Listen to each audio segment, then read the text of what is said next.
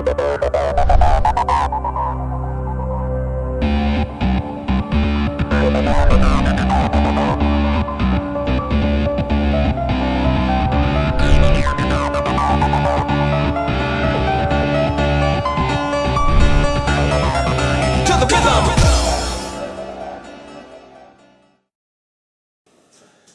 good evening everybody and welcome to the Rob and Mal Show. Today we're going to talk about one or two little topics that we've got picked out in the world of football. The world of football, that's right, Rob. And obviously I'm Malcolm, nice to see you all. And we're going to chat to you today about two topics. Gareth Bale and his large transfer to Real Madrid that looks like it's going through this week. And also the situation at Newcastle with Yohan Cabaye, their star midfield player. So just to give you a very brief background of the Gareth Bale situation, it's been going on all summer, the big news, and it looks like he will become the most expensive player ever transferred at £86 million. And it now looks like finally he's going to be unveiled this week, and he'll be moving to Real. So any thoughts, Rob? What do you think about that? Well, apart from the fee, which is absolutely massive, you could pay half the Greek debt off with that. I don't know about that actually. Well, but no, I think the fee is absolutely extortionate, and I think something needs to be done on the fee structures within the world of football, because the smaller clubs like likes of Wigan, well, not so much Wigan, but the likes of Hull, Cardiff, there's no way that people can actually compete when there's transfer fees like this going around. I mean, how do you feel? I mean, Newcastle's a small club. How do you feel? Well, I mean, part of the strategy that Newcastle's got at the moment is to buy players that have a sell-on value, and technically that's what Tottenham did. As a fact of football is that most clubs are a feeder to the very biggest clubs for the best players. So there's Tottenham's perspective. They bought Bale for 10 million. Seen a lot of money at the time for a teenager. He was 17.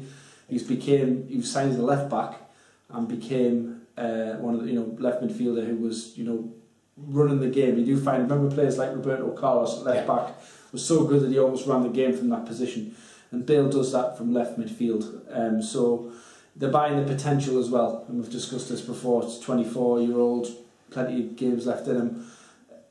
I think, is it right, Rob, as well, that they offered them 70 million cash up front or 86 over 3 years or something? Most of these large transfer fees are over a period of time, simply because the club, can't afford to pull that sort of money out in one huge chunk. Plus it makes better sense to spread the cost in case it goes wrong. I mean, if you're looking at like 30 million over each year for 3 years, if you've got Bale performing, that'll be great. What won't be so great is if he doesn't have a great time, or if he gets badly injured or something. So a bit of risk involved there. But just to bring it to a close, Rob, how do you think Bale will get on in Real playing for the field? Because technically he'll be their best player along with Ronaldo. Could be very exciting. Well, I mean, if you just look at the other players that they've got, I mean, all the players that they've got is from the Premier League. If they've got Fabregas. Well, obviously that's Barcelona, but in Spain you mean? Well, yeah, in Spain. Yeah. Well, that's like I said. It seems now that the Premiership to me is getting drained of its star players, and that is I think it's a bad thing for the Premier League.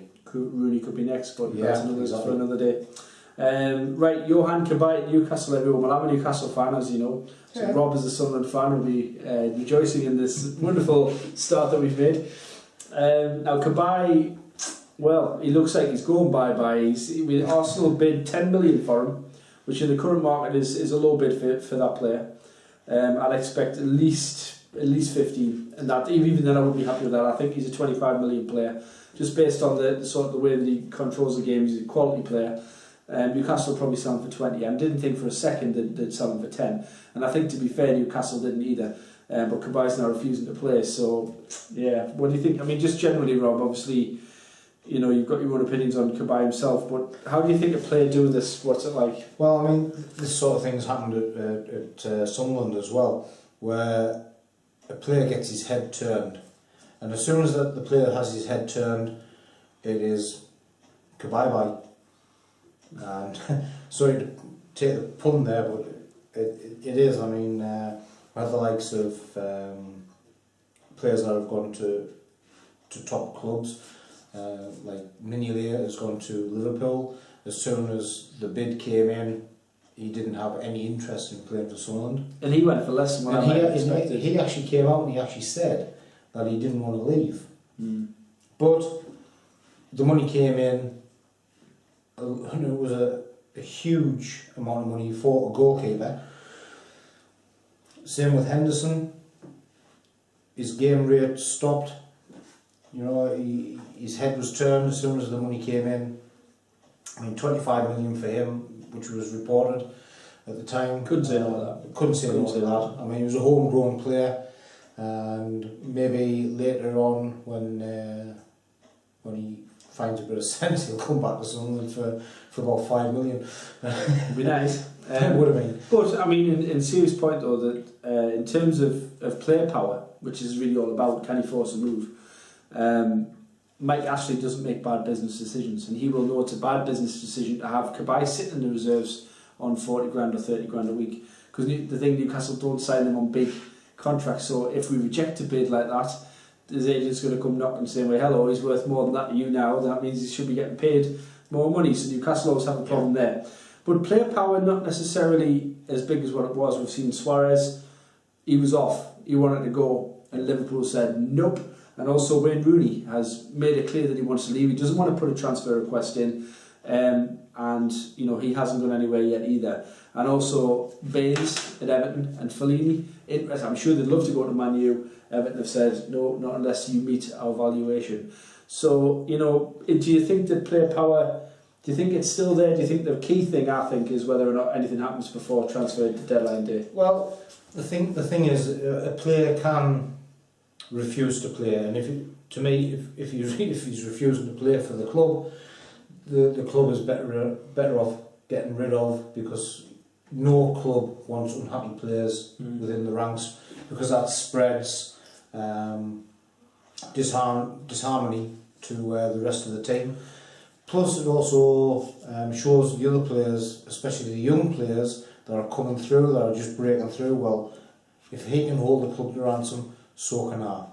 Well, just before we finish, obviously there used to be where there was no deadline day, and this was a case of I want to leave and I can go at any point. Yeah. But now there's a very strict day where it all comes to a head. After that day, they know the jig's up until January.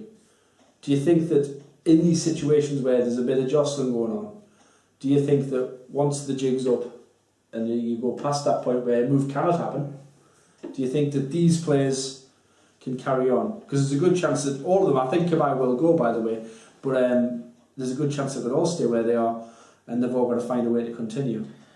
Well, I mean, it looks like Suarez is going to be staying at Liverpool. It would look that way. Same with Rooney, because they're talking about 50 million, and Chelsea aren't going to pay that for him. And you know, Suarez has actually said that he would play for Liverpool. He hasn't ruled it out. There's been a bit of a... Yeah, there's been a bit of a U-turn, like the Conservative Party. More U-turns than the Labour Party, even though they do U-turn quite a bit. But, you know, it's just a hard one, in my opinion. So, very quickly then, Robert, we're going to have to give it, let people get on with their lives and look at other YouTube videos. Bale, you think... Yes, he's going to go. Pretty sure of that. He's already gone. It was on Match of the Day just last night.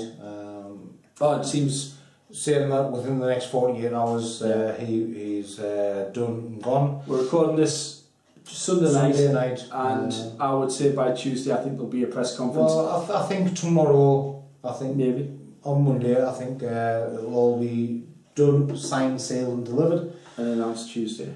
What about Cabaye? I think Cabaye, he will leave Newcastle before Friday.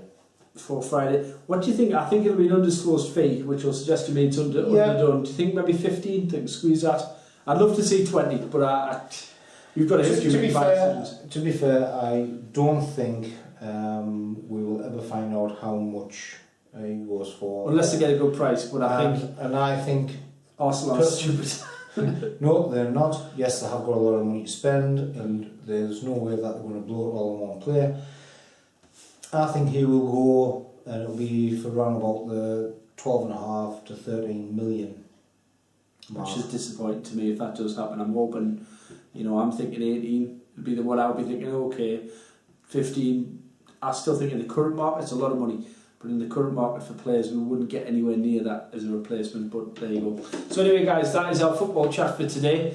We're going to follow up, do these videos, try and keep them down to about 10 minutes. We could always talk a lot longer about these issues. Anything you want to say, leave a comment. We'll both get back to you. Also, if there's any topics that you would like us to talk about within the world of football, don't hesitate, drop us a line and we'll talk about them for you. And also, if you have any comments to make, we will of course tell people in our next video, talk about what you say and if we agree with them. So thank you for watching guys, it's always a pleasure and we'll see you next time.